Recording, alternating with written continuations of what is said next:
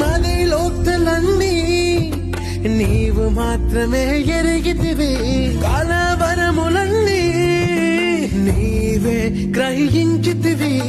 ఏది ఏమైనా కానీ నీ సన్నిధి నేను చేరగను.